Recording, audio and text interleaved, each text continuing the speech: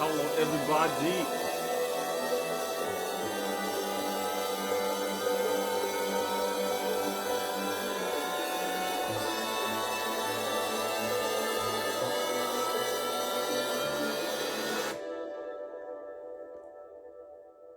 Just waiting for it to arrive.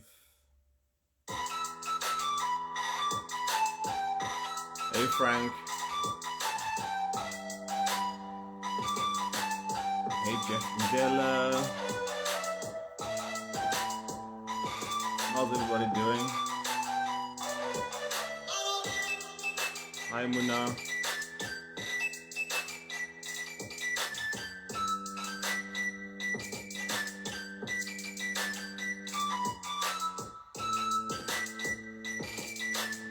Just waiting for a few more people to arrive. Frank is already here. Just waiting for Swakara, and then we'll start shortly because she's here.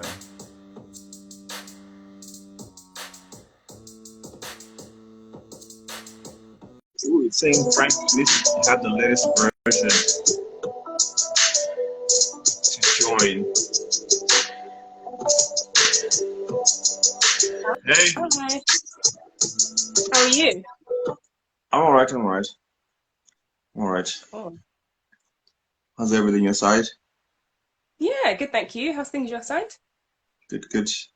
I'm trying to get Frank on, but it says Frank needs to have the latest version of Instagram. A tech guy, Frank doesn't have the latest version of Instagram. Oh, I see. Oh, so it's really the latest version. It's what he really needs. I thought it was a joke, but No, I'm serious. I'm serious. Yeah. Hey, Adile. Hey, T. People are joining in so late. I guess, yeah. oh, How's everything outside? What's the weather like? Let's talk about the weather.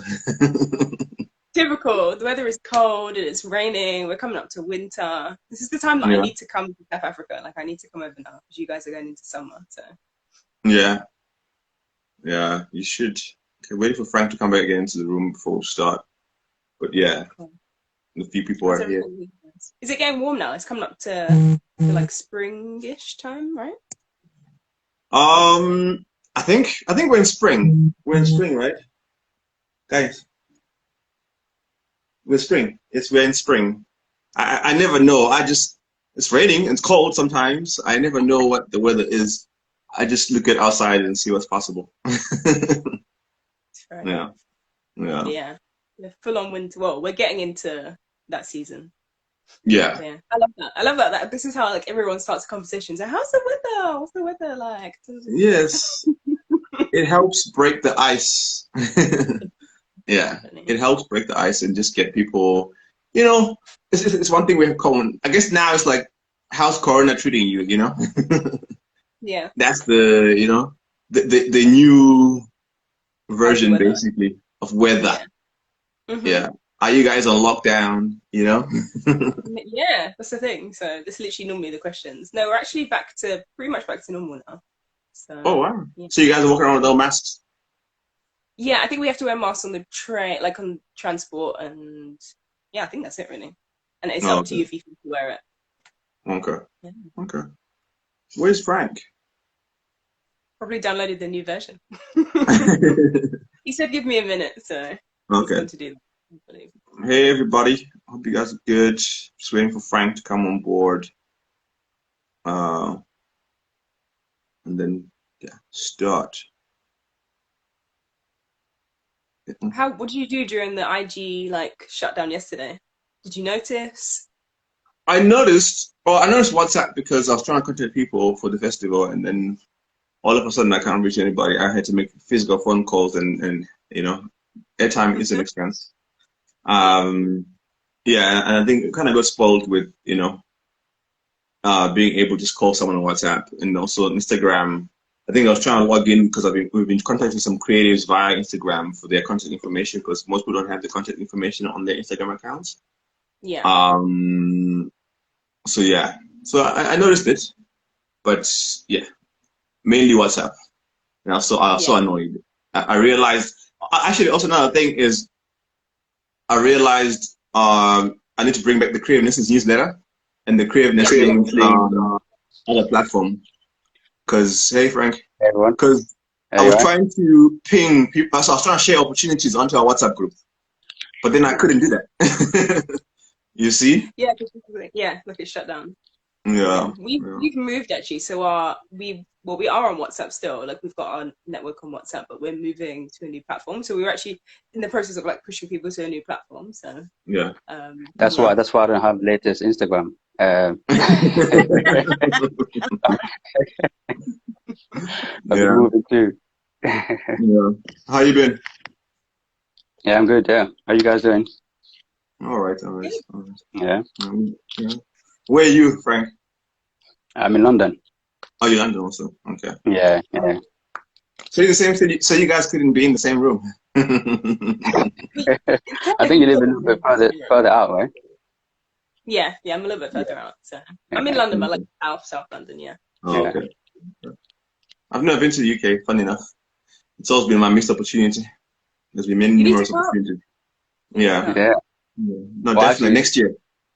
I think it should be the other way around. I really want to go back to Africa now because I'm seeing all the really nice work going on there. Yeah. It's like, what am I doing here still? It's true. Like I want to be in South Africa now, but yeah. Okay. Let's get into it. Just come live here. We'll live there. It's fine. Yeah, we can swap apartments. Yes. Yeah. Okay. Cool. Welcome everybody to this Insta Live. My name is Dillion S. Phiri. I'm the curator of Fak'ugesi Festival, which takes place next week from 14 to 24 October, which is like right here, right now. Yeah. It's basically about a week left. Yeah. So the theme this year is because you have to. And the idea around that is that, the work we do as creatives, particularly in this digital world, is very super important and imperative for society. We are the conscience, we are the, the mirror, basically, of society, and also the ones that pave the way forward and stuff, as creators and just in general as society, basically. So that's what the theme is kind of focused on. And then this year's festival is exploring how technology is impacting our lives on a daily basis and how we as creators are using it basically for the betterment of society, for connectivity, for connection and all that kind of stuff, monetization and everything, just exploring the digital side of creativity. We focus like on animation, gaming, digital music, immersive media, culture, and I always forget one, there's 6 of them. If you go onto our website, you see the 6 of them. I should have them in my memory right now, but anyway. And today, we're joined with 2 amazing creatives that are in London that we are working on a project, the building our digital gallery, basically, which will showcase all the exhibitions that we have across the festival, across those 6 disciplines and stuff. But individually, they are amazing, talented creatives, and they will introduce themselves. I think that's better that way. But yeah, so today we're talking about platforming creativity and building networks as creatives and stuff. Just as a quick primer for the festival, basically, in terms of that. Yeah. But thank you for joining me, both Cara and Frank. Please introduce yourself. We can do ladies first, I guess. Yeah, so thank you. So I'm Swakara. Some of you may know me, some of you may not, but I'm the founder and CEO of Better Shared, which is a creative network and online marketplace for contemporary African art. And yeah, I've also worked in the creative industry and especially within digital design for over a decade now. Showing my age now, but yeah, we're hitting this 10+ years now. So yeah, that's me. And I'm Frank. I'm a designer currently in London. So I started as an artist doing fine art mainly, and then I transitioned into design because it was a bit more commercial. So since then, I've been doing interiors for commercial clients, for experiential clients, and for galleries. So now I'm focused on doing interactive galleries for now. I started last year. I found that it's been building up really quickly, so I'm kind of keeping on to that wave. Okay, cool. Thank you for taking the time, taking your evening to do this conversation. I think we could speak maybe about how, from your perspective, individually, how has technology impacted your creativity, basically, from a base level? I think let's start there. Cool. Frank, I'll let you start, seeing as it was ladies first. Well, I've always been a fan of technology. I think since I was at school, I've always been trying to catch on to the new wave all the time. So I was the first one to have a computer. I was the first one to use Microsoft Word. So I've always been on that wave. So to me, it's nothing really new. But it's almost like I want to go back to original art, making art by hand. But then now we're getting caught into the digital creativity again. So I'm going to go back into the computers and all that kind of stuff. So yeah, it's nothing new to me. I've always been on technology since I was a kid. So yeah. Okay. Lucky you. I feel like, yeah, I've kind of always been interested in the same, like interested in tech. I think even since like going to uni, I started off in graphic design and I started off working in TV. So I started off working in TV branding. And even at the time, I was kind of like, guys, like social media and like digital is going to be the way to go forward. And the company I was working for at the time were a bit like, yeah, I mean, it was literally like a little like side thing that they were like, oh yeah, you can just do the website, or like the big thing was like having a Twitter feed on TV. That was like the biggest bit of technology at the time, but it was always seen as like the kind of side to TV. And so, yeah, so for me, I left and I moved into kind of branding and I moved across into UX and UI. And then so I was kind of always interested in that and like how technology, like what you can do with technology and the capabilities of it. So yeah, from there, I feel like it's always been a part of me and I've always been interested in what's next. And I think what I'm really interested in now is how we can use tech in terms of creativity. So in terms of actually looking at how we expand the reach of creatives and what creatives can do with technology. I think there's some really interesting stuff, especially happening in the art space. So yeah, that's what I'm interested in at the minute. Okay. And then I guess to continue on that, Kara, you're building you have an active network basically that you are heading up and stuff. How important for you as a creative, but also as a founder of a network, are networks for creative people basically? How valuable have you seen the impact of it and stuff? And why should creators basically be building networks and participating in networks and all that kind of stuff? I think it's so important. I think, we've been building the network for years. And I think, obviously Frank's part of the network and, there's other creators, I think, even who've joined here are part of it. And I think one thing, especially if you're an artist or a creative, you work, most of the time you're very individualistic. Like you work by yourself, you work on stuff, you produce projects, you move on to the next one. But for me, I think having a network and having people that you can collaborate with, bounce off of, and just learn from really helps. And I think, especially during lockdown, we all felt the like loneliness and isolation. And I think that's where, especially people started to see the value of connecting with each other. I think, yeah, there's so many benefits to being with a network, from opportunities to, as I said, collaboration, but also just having people who maybe don't do exactly the same thing as you, but are in that same space and have that same understanding of what you're doing every day. Yeah. Okay. And then for you as a creative, Frank, how important are networks in your work and life, basically? For me, I think the most important aspect of a network is feedback. So because when you're working on your own as a creative, you sometimes lose touch of what's valuable or what's important and what's good. So when someone sees your work and goes, oh, I like that, but in your mind, you were thinking it wasn't that good. So it's really critical to show others what you're doing. So it's like they can pick up on what their value rather than you just working in silo on your own. Yeah. Okay. Yeah, I've been actively building Creative Nestlings as a network for a very long time. And yeah, networks are super, super important because I think we tend to work in silos, which is strange. I am also a silo person, but also have a network. I should be able to count on 24/7. But I think because I built it for everybody else, not for myself, it kind of gets tricky sometimes. But also valuable at the same time to be part of a network. Because then you're able to kind of bounce off ideas and get like really critical feedback, collaborators, opportunities, and all that kind of stuff. So I think that's super, super paramount. And then in terms of building platforms, I'll start with you, Kara, because I've seen you build basically platforms which were physical events, and then now shifting a lot more into digital and stuff, into digital platforms, and then into digital galleries and everything. How have you seen that transition from physical to digital presentation, basically? How's that been for you, both as a creator but also as a curator of that? I think it was vital for us to shift. So we basically got to a point where, as you said, you've seen us also do a lot of physical stuff. For years we were doing kind of pop-up exhibitions, or we were doing like seasonal events, and for us, there was only so much we could do, like we couldn't scale.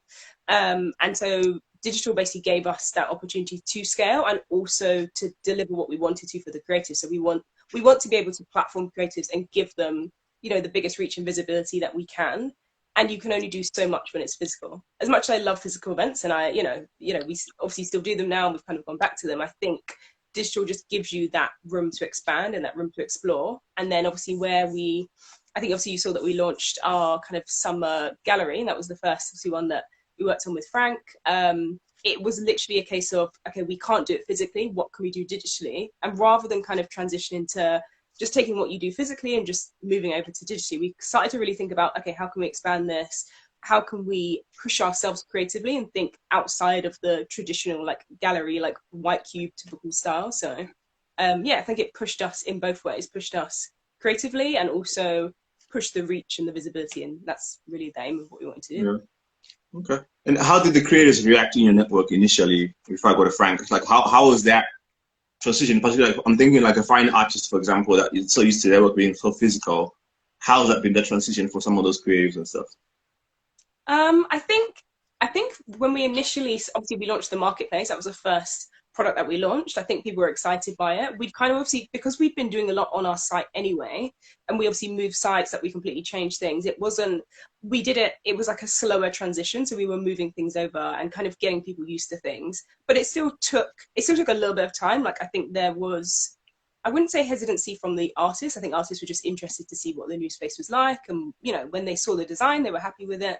I think ours was actually, is the art world ready to, because I think people were still kind of slowly, there was still a bit of hesitancy about selling online at the time. And I think we were kind of in that peak and in that wave where people were just being like, you have to be online, otherwise it's not going to work. So it was more about timing, I think. So we were more concerned with the kind of customers and consumers obviously purchasing art but the artists seem to just kind of go with it and see how it went. So we still get lots of requests for pop-up events though, so that's still happening. Yeah. And then I mean, for you, Frank, as a creative, you mentioned that you've always been on technology, and then you're on this movement between physical and digital. How has that been for you as a creative, like the transition for that? Like is it normal for you to just be digital when you need to and physical when you need to? Or so how are your peers reacting to this need to be online all of a sudden, like you have to be online right now? Well, like I said, my background is fine art, so I started physically. I started doing things by hand. Yeah. It's only when I started doing design that everything turned digital. So now my work by nature is digital. So I've been doing virtual galleries for like 5-6 years now. But when I started, it wasn't a big thing. It's only when the pandemic hit that people realized, oh, we need this now. Yeah. So now I'm trying to see, is it still a need, or is it people still playing around? I'm trying to kind of find out that middle ground. Yeah. Okay. And I mean, from a client perspective, are you getting a lot of clients, like your galleries and the traditional art world? Is it coming to you and saying, okay, cool, now they want to go digital? And also, are you getting individual creators coming to you and say, oh, actually, I need to go virtual with my work? Are you getting a lot of that? I'm getting both. I'm getting individual coming to me after they've seen what I did for group exhibitions. So I'm doing the group exhibition, and after that, the individual comes to me and say, can you do that for my art? So I'm finding that. But I'm also finding brands coming and saying, can we do something for our brand? Because brands really want to get close to art as much as possible, because it keeps the value it kind of elevates their value. So brands also want to be in touch with art. So they use that as a connective device to kind of raise their positioning, I guess. Yeah. Okay, that's great. And then, I mean, for you, Cara, do you think the art world is ready for digital? I think they have to be. I think we've kind of got to a point where, like, if you're not, then, we've seen that. Like, you've literally seen, like, the huge galleries around the world who were not ready for digital. And I think that was for me, that was really interesting. So I feel like during the pandemic, you saw all of the smaller galleries who we couldn't afford physical spaces. Yeah. So we were already online. We were kind of already using Instagram, and we were already like on socials. We already kind of had some kind of website or blog or something. So we were already used to showing things digitally, and we were used to that space because we've had to navigate that space.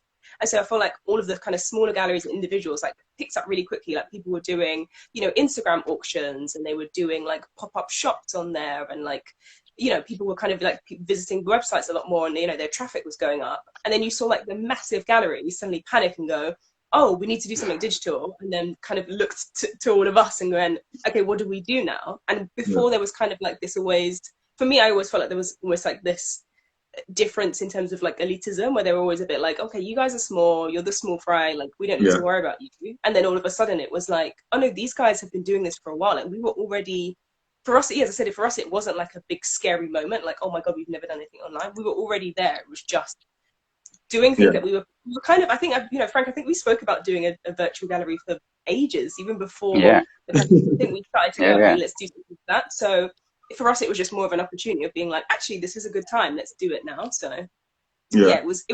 I think it was a shift in. I feel like I kind of feel like it's a moment now where we're shifting. Like the power is shifting in a way. So I think the power is kind of coming back to kind of the smaller galleries or smaller networks, or even to the artists as individuals. You know, we've seen that with NFTs. Like I think that's a big subject that popped up at that time. Yeah.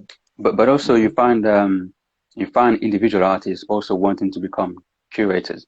They're also wanting to curate their own gallery and their own exhibitions, that's quite interesting as well, because it shows that artists can have the eye to look to other artists to create exhibitions, which is good. Yeah, no, definitely. We're definitely seeing more of that online, where traditional artists is now curating, but which is a good also they're using their voice and platform and value basically to kind of amplify the creatives and stuff. Yeah. I mean, speaking of NFTs, what are both your thoughts on NFTs? How are you engaging it actively, or are you still one of those? Let me see what this looks like first. Do you want to go first, Cara? I was going to let you go first. I feel like you're deep in the NFT world. So. I'm not deep at all. I mean, I like to do my homework before I jump into anything. So I did my homework. I was on one side a couple of months ago. I was going to go all in, but then I started to look at the other side of the argument. People saying, actually, this is going to be a fad. It's not going to be there for a long time. But then now I'm kind of in the middle, but I'm still on it's going to be a big thing side. But you have to add value to your work. It can't just be anyone just uploading whatever they want. So you have to think about the strategy behind your work. It's not just about putting your work out and that's it. Yeah. Okay. Yeah. Same. I think I was deep in like research. So like if you ask me probably like early pandemic or like mid pandemic, I was like deep in research of like trying to understand the space and learn about the space and going through the process of what is it like as a buyer, what is it like if people are like trying to mint like art. And there was like there's obviously loads of new terminology to use. Like even stuff now I'm a bit like, I wouldn't say I'm an expert on NFTs, but I've been just trying to learn and also look at it from both sides. So look at it as, you know, if art, what does this do for artists? What can this do? But also I'm looking at it from the side of how do artists market within this space? Because I think there was a perception at the beginning, especially when people obviously, you know, so, you know, was it 64 billion or how much it cost? Everyone just thought, great, put stuff on there. I'm going to make millions. That's it. Whereas it's so much more behind that. There's a lot of marketing. It's having an audience that appreciate that work already. Like people already had a huge audience, which I think people don't realize. Like he was already a big digital artist. It was just people didn't know, like traditional, I would say like fine artists and stuff just didn't know of him maybe as much.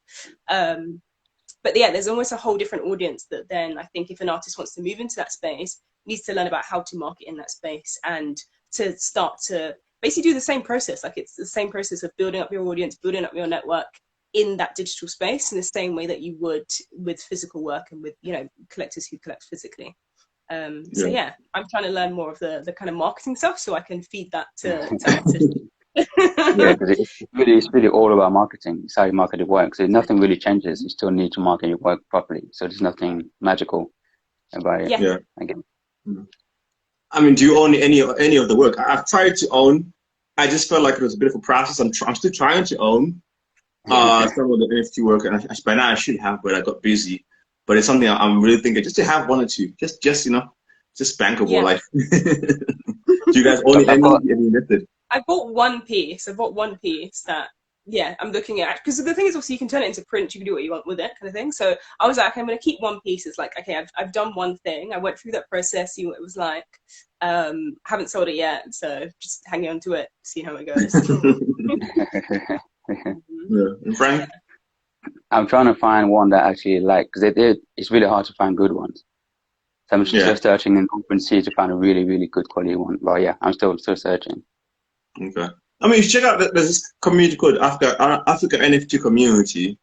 They have some super interesting artists there and some interesting conversations. We're gonna try. We were trying to do something with them for the festival, but then I think we're gonna get one of them to come and speak on one of the panels around NFTs and all that kind of stuff. So definitely, I mean, you are right. There is some weird ones out there. I've seen like there's NBA clips of basketball I can watch online anyway. Now am I saying that?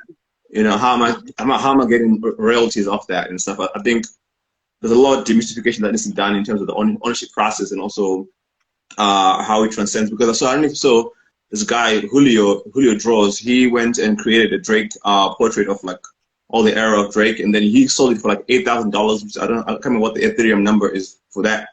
And then someone bought it from him for $8,000, but then that person is trying to sell it now for 1.4 million. So that's interesting in terms of how does that get valued, basically. So I'm like, okay, this is an interesting space, but I think, like I said, it requires homework and a lot of patience and trust. It's either very high or very low. There's no middle ground. It's like, hit and miss. Yeah, it's a hit and miss situation. I mean, in terms of digital artists, if you could name 3 people on top of your head, like that are in Africa that are doing amazing stuff in terms of digital art and like animation, immersive media, like interesting people that you've seen that are killing that space, just for the people to know. Oh, I can't let you go. I think I've got people, but I can't think of people's names right now. I've been working with a couple of South African artists, and one from Canada. So Letabo Uma. Oh yes, yes. I think she's a speaker in your festival. And we don't want to review it. Sorry, my bad. One little bit out. And another one. And Lina, she's really good as well. She does loads of work, like very conceptual, something to do with heart. So all the artwork is behind the heart. So I found that really, really cool as well. Just focus on one subject. Yeah. Okay. The third one? I feel like I can't name people. Oh, do you have another one, Frank? There's one in the African NFT art community. One of the founders. I forgot his name. What, Vintage? Liam? He does lots of gradient work.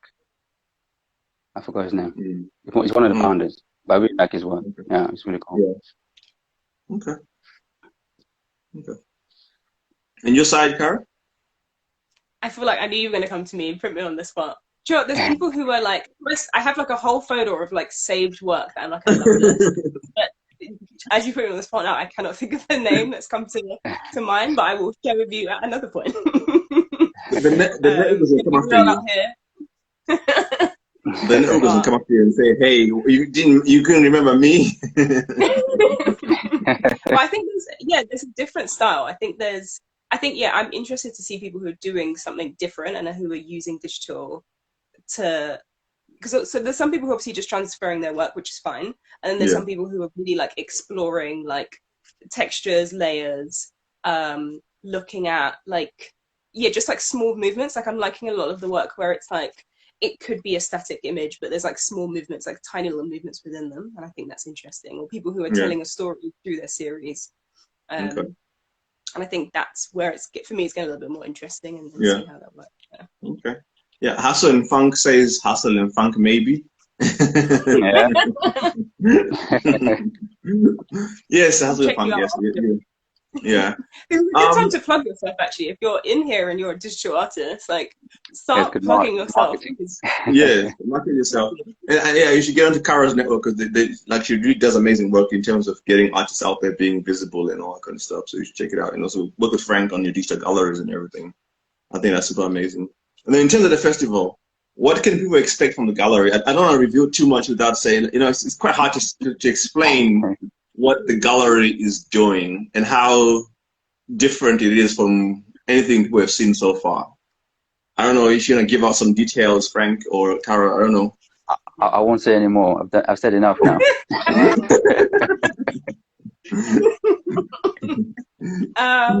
What can I give? I'm trying to think. What can I give away without saying too much? More festival-like. That's all. That's all I'll say. I'll put it out there. Yeah. Think festival. It's going to be bold. It's going to be colorful. It's going to be vibrant. Yeah. Yeah. So different from the norm. Yeah. Yeah. Yeah. Yeah. I mean, it'd be cool next year to have that same gallery installed in physical life. That would be amazing. But anyway, you going to say something, Cara? Yeah, I was just saying, like, think. It's. I guess it's something that people wouldn't expect for a gallery. Like, it's not your traditional gallery. Yeah, just outside of the norm. Yeah. Okay. Yeah, and then also, I mean, what as creatives yourselves, what do you look forward to in a festival like Fak'ugesi? You know, I don't know if that's a good question to ask because you guys know so much about the festival. I'm trying to say too much. Yeah, like I'm like, can we say something? I'm like, what can we say? I mean, there's a lot that I'm looking forward to, but I guess if we start saying stuff, you're going to know what's coming up. Yeah. Well, it covers a lot of ground, right? It's not just art. There's so many other things, which is what I'm personally excited about, to see things that are mixed up with art, not just the art itself. Okay. I think that's what's interesting for me. I think most of the time when you see a lot of like exhibitions or expos, they're kind of one or the other. I think this is the first time where you've really seen the combination of all the like such a range of creativity, and especially on the digital, like bringing the digital and I'm not gonna say too much, but bringing those two together. But that's what I'm excited to see. I think it's nice to see that in an exhibition setting, if that makes sense. So. Okay, all right. Yeah, because I mean, there's no questions yet on here, so I'm assuming no one wants to ask a question. Piece of emojis. Yeah, thank you, Nyambura, Aluta, Paul. Yeah, but I think from my side, if there are no questions, I look forward to seeing what the gallery has to offer, and I think you blew my mind in terms of the concept and the idea, or the execution of it. Basically, I think that's super interesting and very different from what I initially had thought it would be and what I've seen around the world and stuff. So I think that's for me, that's the most exciting part. Just seeing the gallery, even without work in it, it's already an artwork in itself. You know, it's already a world in itself and stuff. So that's super amazing to see and stuff. And it's such a late time frame and short time frame. Basically, I think it's cool. And I think also it's an opportunity for I think African creatives to really look at ourselves and say, actually, we're capable of a whole lot more than the world anticipates. You know. Yeah, I think that's super cool about it. And I think throughout the thread of the entire festival, in terms of my curation and thinking around that, I was like, how can we do something different without the word Africa in it, without the symbolism and the colors and the kente fabrics and everything? Yes, they're part and parcel of ourselves, but how can we do it differently? So I think this hits the mark on that, the gallery itself on its own already. So that's super exciting. Yeah. But I can't wait for you guys to see. I can't show you anything, but you guys will have to tune in next week. Well, sign up next week. Next week, it's going up next week. Yeah, next week Thursday. Yeah. So, but thank you so much for jumping on board and working with me on the festival, but also coming onto this conversation. Hopefully, some of the creatives that are here learn something, or reach out for collaborations and stuff. I think once they see the gallery, they're going to be so jealous that this is happening there and stuff. But yeah, thank you so much, and looking forward to it, and looking forward to the festival. I'm excited mainly because of the gallery. Everything else, okay. I'm excited for the whole thing, like bringing it together, because there's different elements that are coming together. So I feel like that I'm excited to like bring it to life. So but also as an aside, this is actually the biggest one I've ever built so far. Okay. So that we set a new standard. Yeah, that's good. It's true. We went big. And it's nice because I think you got to think outside of the box. I think that's what we're always saying to people is like, when you think digital, like that's one thing we say, we're like, think outside of the box, and people tend to still go back inside the box and say, I want this, but maybe it's more like this. But I think, I'm sure Frank will agree. This is definitely, in terms of creativity. Yeah. Okay. Cool. Thank you so much. Our registrations are open now for the festival today. They're a bit late, but apologies for that. But they're open now. And then, yeah, people can register. And then most of the stuff is online. A couple of things physical here and there in Johannesburg, but otherwise, it's a great experience online and stuff. I've lost Frank. He'll come back. He should come back. I think he just cut Yeah. I think his connectivity in London wasn't. Who knew that connectivity in London is not so great? It could be anywhere, literally. Yeah, it could be anywhere basically and stuff. Yeah, but thank you so much. I'm gonna try and see if I can ping him back just for some lost words. I don't see him, but it's okay, I guess. Yeah. So look, over the next few days, also we're going to be going to some Mr. Lives. We're collaborating with an amazing lady in Kenya, Nyambura. Amazing immersive media curator and gaming curator and exhibitions and talks and all that kind of stuff. We're going to have a conversation with her about immersive media and the future of immersive media in Africa. I can't remember the date. I should know the date. I think sometime this week. I can't remember. But yeah, we'll post that online and stuff. I never know. I never remember most of the things. It's all in my head, but yeah. You've got a lot in your head to like contend with all of this. So yeah, we'll give you that. But thank you so much, Cara. Thank you so much, Frank, who's, I think, lost connection. But thank you so much, and everybody take care. And yeah, that's about it. Thank you. Thanks for inviting both. I'll say thanks on behalf of Frank as well. But yeah, thanks for inviting both of us to come and chat. So, and yeah, it's been, I said, it's been great. It's been an amazing project to work on, and I'm so excited to see it all come to life. Frank's back. He's come back, but I don't know if he can join. Say bye bye himself. I don't want to speak for Frank. Oh, yeah, back. Yeah. Yeah, so just saying thank you, and yeah, you can give last words if you want. Maybe also include, like, I don't know where people can find your work, both of you. Yeah, that kind of stuff. Okay, so my work is Franck Tawema Studio. That's where I put my artwork. You can also contact me if you want to do any more virtual galleries. And yeah. Likewise, if you are watching this and you are a creative, you know, from Africa or the diaspora, you can join the network, or you can apply to sell with us on the marketplace as well. So just visit, maybe you can go on my profile or just visit bettershed.co and have a look there. Okay. So, yeah. All right. Thank you so much, and take care, and good night, I guess. Yeah. Yeah. Take care. Thanks again. Oh, yes. Yeah. Bye. Bye.